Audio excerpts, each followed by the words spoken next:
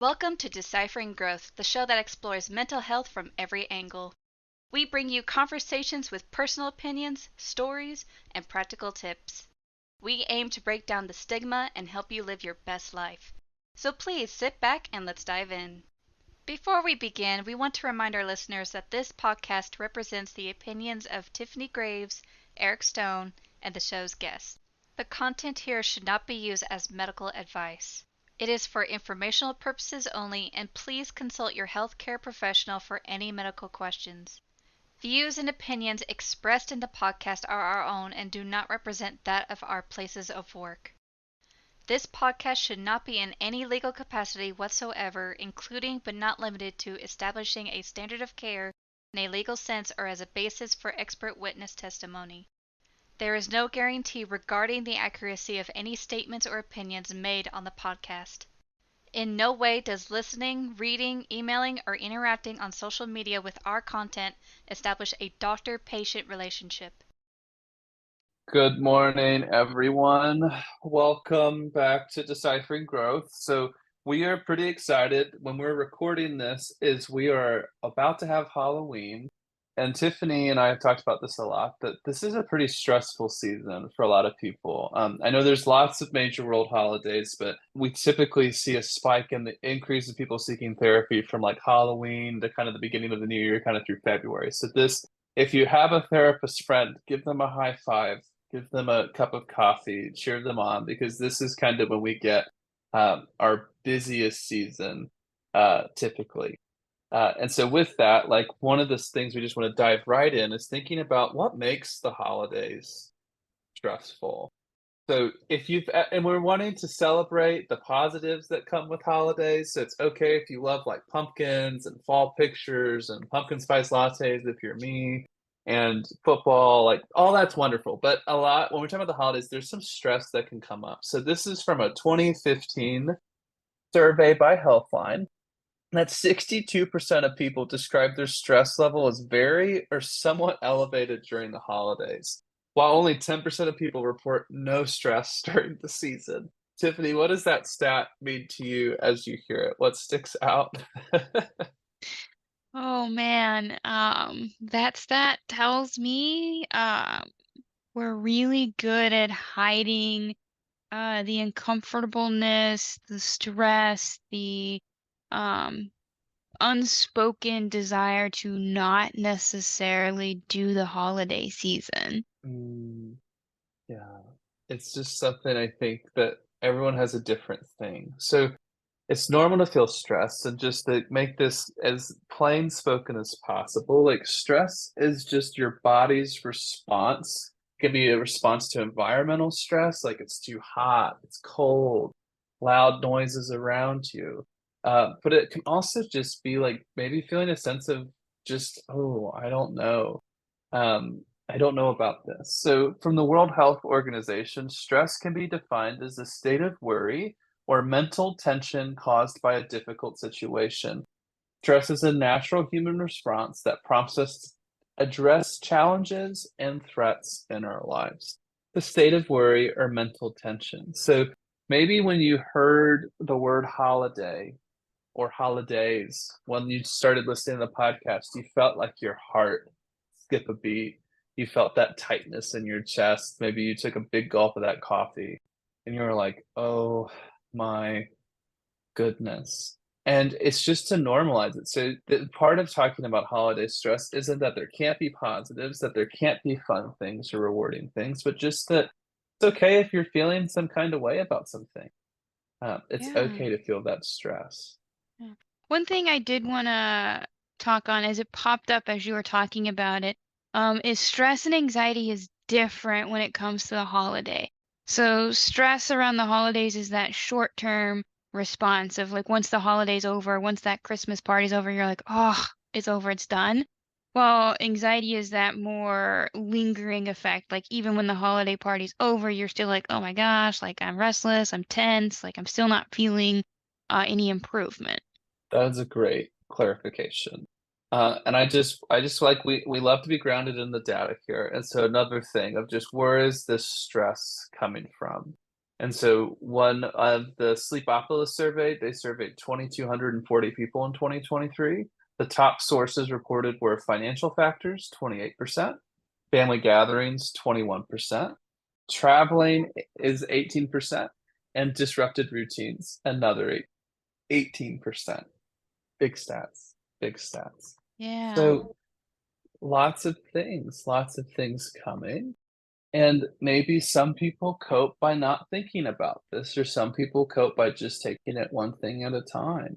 Uh, I'm sure, Tiffany, you've had clients too. I've had clients where that needed to be away. They needed to just take some time to slow down and, you know, not think about this and block it out and just deal with it when it showed. But I've also had other clients that needed to prep kind of months in advance to just kind of think through how they wanted things to look, those boundaries, Yeah. those interactions, or maybe not having those interactions and not going through those situations.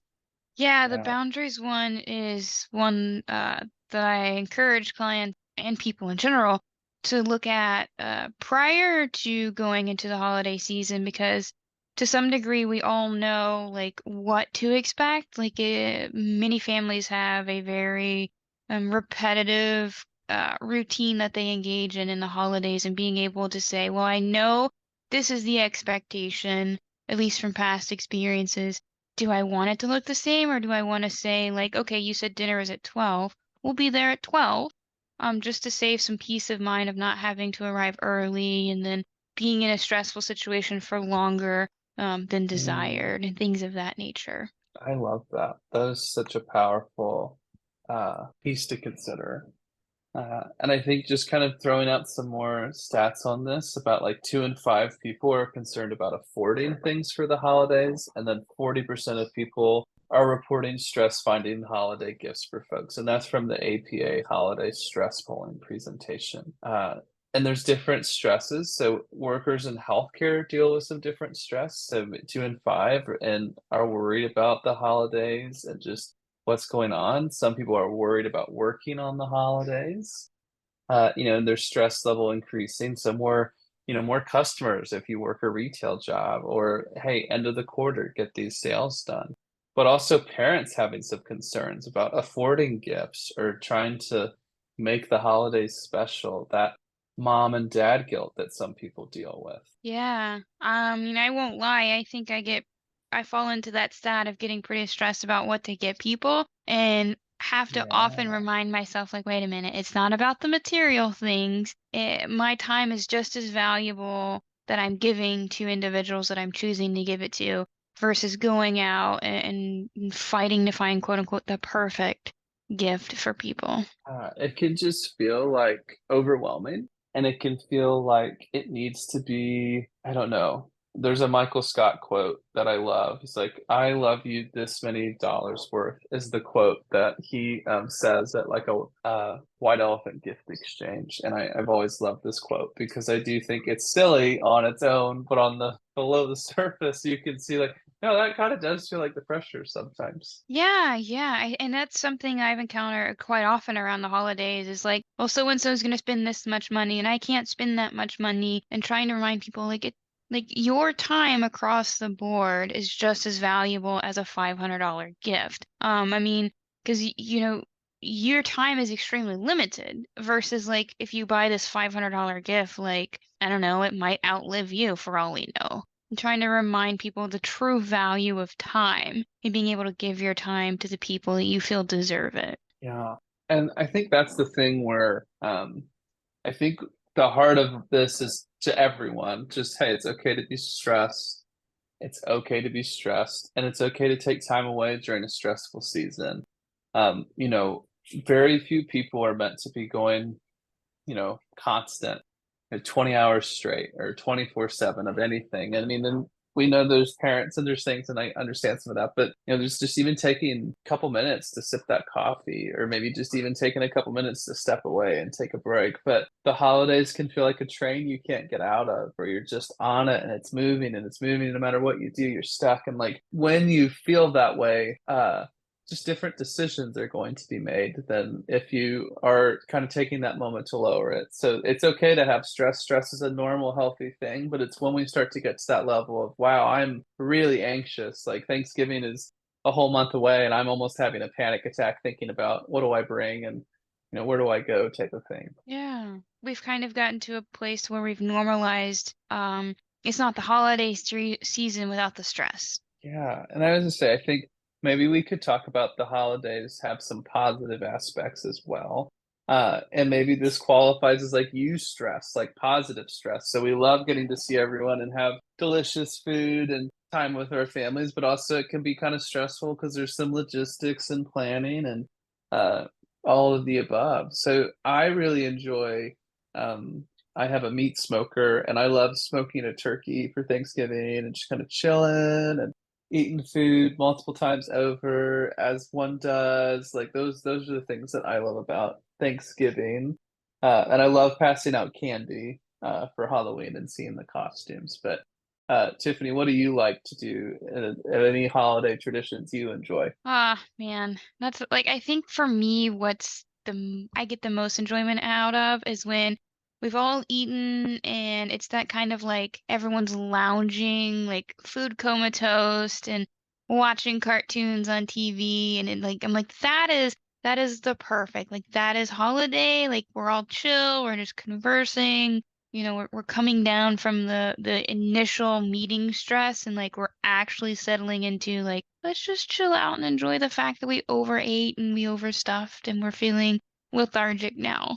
Yeah, yeah, I love that. I think it's important to keep that like almost bookmark in this discussion of like while it can be stressful, it can also be like a positive experience for folks. So we'll probably dive more into different shades of this for folks, but I do think it's important to just remember that not everyone looks forward to the holidays. And so that's where like I think we're trying to hold space for both in this conversation of it can be a positive, a fun, a light thing, a time of connection, but it can also be a time of grief for people that are Hmm. no longer here, for situations maybe we've gone through that have changed how we're interacting with the holidays or feel about the world, and that's okay too. And so I think if I could just throw out, if you listen to nothing else I say in the course of this podcast, like try not to force people into conversations uh,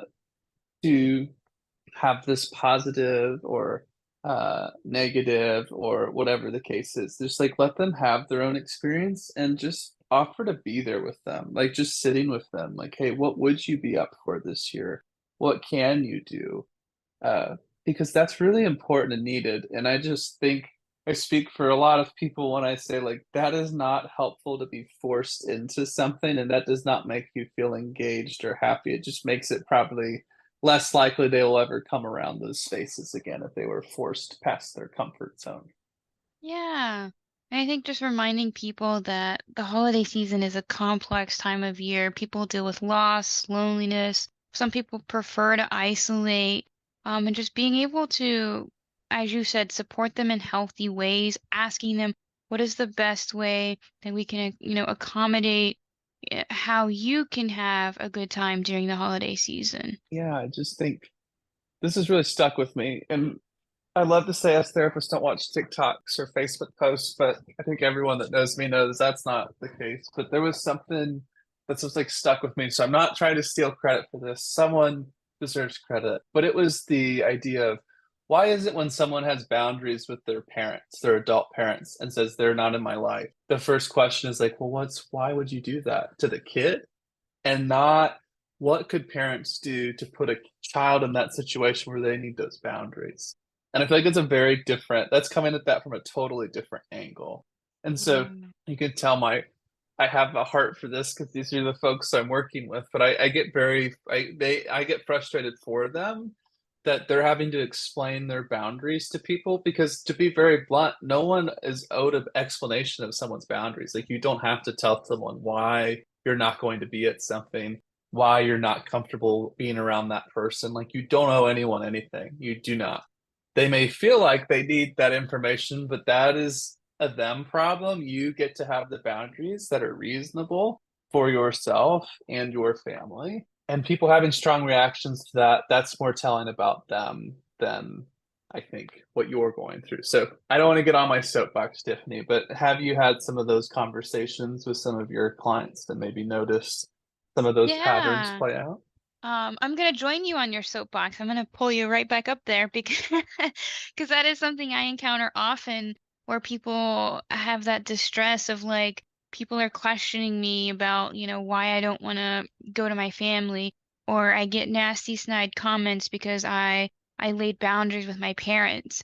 Um, I think as a society over the years we've perpetuated this system of like you owe something to your parents because, they cared for you and they brought you into this world. But I always try to remind clients of you didn't have a consensual conversation with your parents to be born. You didn't ask to be brought into the world. It just kind of happened. And you by no means owe these people that you didn't consent to being in your life time and effort if they're treating you in a way that you don't consider healthy for you. Yeah, and I just want to throw out in this conversation because folks who are living through this are like, yes, thank you for, throwing this out there. I appreciate that support. And maybe there's folks that are like, wow, I feel really guilty that I have like really positive family connections. Like, you don't need to feel guilty. That's not the goal is not to make guilt and shame. That doesn't bring about anything helpful. But just be grateful for that blessing. Be grateful for that Yeah. thing that you have because truly not everyone has that space of a lovely, supportive, extended family that's easy and has some things going on, but not enough where it's like a detriment to like their mental health or emotional health type of thing or triggering to trauma. Like, so we're not wanting anyone to feel guilty or attacked, but we are wanting you maybe just to hear like, hey, us as humans, we're very biased. We think our experience is what everyone's experience of the world is, myself included. And unless we are aware of the lens we're bringing into things, we could really maybe step on something for someone. Yeah. So that is just a shameless plug of trying to stay mindful and aware of, what people are dealing with or not dealing with. And just to add on to your shameless plug, that if you are feeling guilt and shame, like that's normal. It's normal for us as humans to feel guilty, to feel shameful when there are other individuals around us that don't necessarily have the things or have the experiences that we have. And I just want to validate, like, if you are feeling that, like it's okay to have those feelings. There's absolutely nothing wrong with those feelings as a person and kind of going through this really difficult holiday time. Yeah, there's nothing wrong with it. So I'm glad that we have the same soapbox. Maybe that's like why we're both therapists and why we connected. But yeah, it'll break your heart to hear what your friends or family may be going through and you have no idea. I don't know. You just not everyone's comfortable talking about maybe the pain or the grief that they're having. And so one of the things I would just throw out there is just trying to be informed. Mhm. Just trauma informed. Like, we're really try to stay in my lane here. Like, there are just some things that people think are funny or maybe okay that absolutely aren't.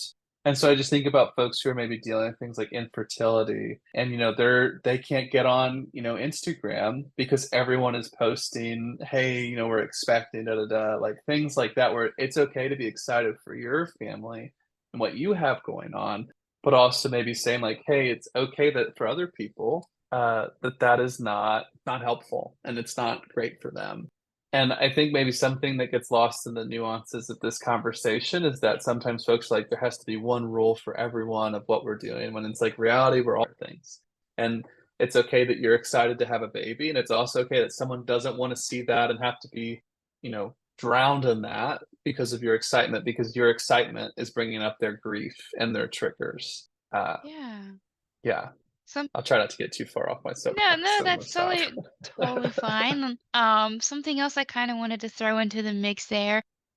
This idea of family. Sometimes we get really bought into the idea of family equals blood. And for all the folks out there that might not agree with that statement, just wanting to recognize that how you view family, how you pick and choose, the individuals that you consider family is important and it's valid during this holiday time. You don't have to spend time with people that you don't consider family, even if they are blood related. Like you have the ability to spend your cherished time with people you consider and value as your family. Yeah, we don't have to be in any situation. So family can be a beautiful thing. It also can be a painful, twisted thing. And so you have to trust your gut on what is best for you and your family. So, Tiffany, one of the things I really think is unique about maybe our podcast is we are talking a little bit about what to look out for. I think we've done a little zoom out of here's some things you could maybe be dealing with or doing. But when should someone maybe think about talking to someone like a therapist or a clergy or, a life coach or someone maybe seeking that professional help because of all of the maybe stress of the holidays that maybe is turning into other things. Yeah. So if you're finding that just by someone saying, "Oh, it's the holiday season," and you're like, "Oh, the holidays," like I don't want to be like, "Oh, like if you feel like Scrooge McDuck or the Grinch, then like that should be your indicator," because some people genuinely just don't like the holiday bustle, and that is totally okay. But I think if you're noticing the idea of the holidays, the upcoming stress is starting to impair your daily functioning and taking away from joy in your day-to-day life activities, I would strongly encourage you to find someone to talk to and to kind of process through to have that extra um, sounding board to kind of help manage some of that stress so that you can still enjoy the positives that do come with the holiday season. Mm, that is really profound advice. Um, yeah, just I feel like that's a great answer for folks that are very self-aware. And so I think if you're not maybe self-aware, maybe noticing if you're getting maybe different feedback at work or people around you, or maybe you're just like a little more juiced up, charged up than you normally are. Maybe that's a good time to just check in. And if you're really not able to do that at all, maybe just check in with a therapist even one time just to say, hey, I have some stuff going on. Maybe I should talk. And so we don't want people not to seek therapy when they need help. But it is a shameless plug of if you think you may be needing a therapist, I would reach out sooner than later because again, this is our busiest time of year. And so you don't want, it's really, I can feel very frustrating if you're looking for someone, you find the right fit, and then their wait list is like 8, 10 weeks. It's like, that can feel frustrating. So it's not to get people who don't need therapy into therapy. That's not what this is. But if you're kind of already thinking about it, maybe reach out ahead of time would be my best advice. Kind of get in the line, get that going before maybe it's a little crazy to get in. Yeah, it can be things tend to ramp up for everyone during the holiday season, and kind of planning accordingly can help alleviate some of that stress. Like if if you have the awareness or you have the ability to look back and be like, yeah, people really make a lot of comments about uh my moods during the holiday season, kind of being like, maybe I add an additional something to help during that time. And I think maybe us for therapists, like we want to help people with this season, with the challenges of their lives. And we are also not robots. So when you say, oh my gosh, the holidays, where's the time going? And things like that, like we are going through that too. So we may not go through the same personal things you're going through, but that general energy, that stress, that busyness, like that is something we also can tell and feel. And so I love sitting with my clients in that. And I think that was one of the most human experiences of my entire life was sitting during COVID with clients and we're talking about dealing with COVID and we're all sitting in it. And it's like that's a very big example, but a lot of the times you're living life and so are therapists and we're meeting in this space and talking about it. So that's the one thing I would just maybe throw out for people in therapy. Like don't feel like you can't tell your therapist, even if it's a crazy season, like that's what we're there to do. There's literally nothing else that's my job than to like take care of the person in front of me when I'm in a therapy session. Like I have clients say, oh, I just don't want to overwhelm you, or oh, I feel bad. I'm so sorry. It's like, what are you sorry for? Like this is your space. You don't need to be sorry for using it. Yeah. And that just brings up a thought for me. because I always do this in a joking manner, which I know it hits individuals differently. But when I get those people who come in and they apologize, like, I'm sorry, like I do threaten them. I'm like, I'm gonna throw my pencil at you every time you say I'm sorry if there's not a legitimate reason to be apologizing to me. And they're like, what do you mean? I was like, and then we'll just go through the whole process of like, what did you do to hurt me? And I always get that like confused look of like nothing. I'm like, then like help me understand the reason we're using sorry. Getting them that to that space of recognizing like sorry is for intentional hurt. I swear I have never thrown anything at my clients. I'm not a violent Just a person. disclaimer. Just a disclaimer. If anyone's listening, really learn. Tiffany's never actually thrown the pencil. It's just been alluded to. It's just been an ongoing like extreme comment that I use of like, come on, like I want to bring your attention to the No. fact that like we're engaging in behaviors that could potentially be perpetuating people unintentionally and intentionally taking advantage of you. Yeah. I'm like my personal and professional work is just definitely like getting like I wish like you guys could have seen my face when Tiffany was saying this. I was like, oh, I'm in the picture and I don't like it. But no, it is something that we don't need to apologize for existing. And maybe full circle with this, Tiffany, is you don't need to apologize for boundaries or saying, hey, I can't do this, that, or this. And I just would encourage people like please honor your gut, honor your feelings. Like, Hmm.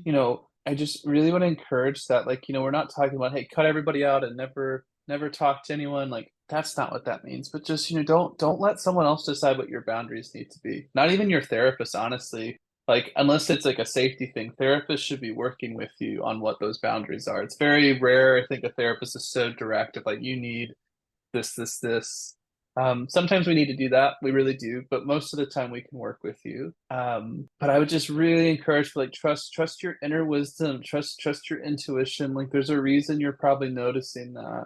There's probably a reason that you're feeling the way you are. And I just personally and professionally believe you will have so much more success if you listen to your body, your nervous system, and go with that versus fighting it and dragging it and rolling with it. And I think a perfect example is like yesterday, like I had a little flu, whatever's going around here in Cincinnati. I think I got it.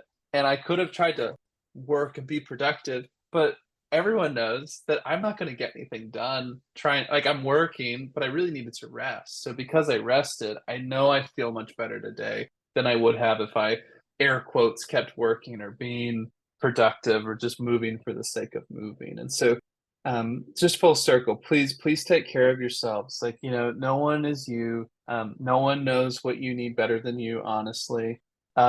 And it's like a different podcast, so we won't get into it. But it's like like some people are going to trigger you, not because they Hmm. need to, but just because not everyone knows what your triggers are. And maybe we pick up there at some point, Tiffany, about like trauma in the holidays, but just a PSA of we can, I think we should dive into that a little more because I know we're kind of winding down a bit, but just take care of yourself as best you can. Like no one can take care of you how you can take care of you, and it's also okay, you're taking good care of yourself, that you need help from other people. Always an okay thing. Anything else you're thinking, Tiffany? Anything you'd like to add? No, I think that was kind of the biggest points to cover during this intro to the holidays is making sure you're prioritizing yourself, encouraging you to add extra support beams during this time because it can be stressful and very emotional provoking. And just for you guys to stay tuned because we're going to cover boundaries and expectations, trauma and grief, and even food stressors and alcohol consumption, that all of that kind of encapsulates Mm. these stressors of the holiday. I mean, I know it's our podcast, but I'm just excited to keep getting to have these conversations. I don't know. I just love getting to break it down a little bit. I guess that's a shameless plug. If you have any ideas or questions or things we can add or maybe give clarity on, like please let us know. I believe we're everywhere podcasts can be found now, thanks to Tiffany's amazing tech skills. And we've got a website, we've got Facebook, email. So we're trying to be everywhere the people are. And I will not sing The Little Mermaid, so I'm just going to leave it there. But we would love to hear from you if you have any suggestions. And probably the next couple of months we'll have some guests on here too to kind of spice it up. So yeah, it'll be exciting. But take care of yourselves, and we will look forward to connecting with you next time and diving in a little bit more onto specific pieces of the holiday. Yeah, and until next time, we will talk to you soon. Thanks for tuning in to this week's episode of Deciphering Growth. We hope you found our conversation helpful and insightful. Growth is a journey. Taking it one step at a time is okay. If you've enjoyed this episode, subscribe to our podcast so you never miss an episode. If you have any questions or comments, don't hesitate to contact us on social media. We'd love to hear from you. Until next time, keep growing.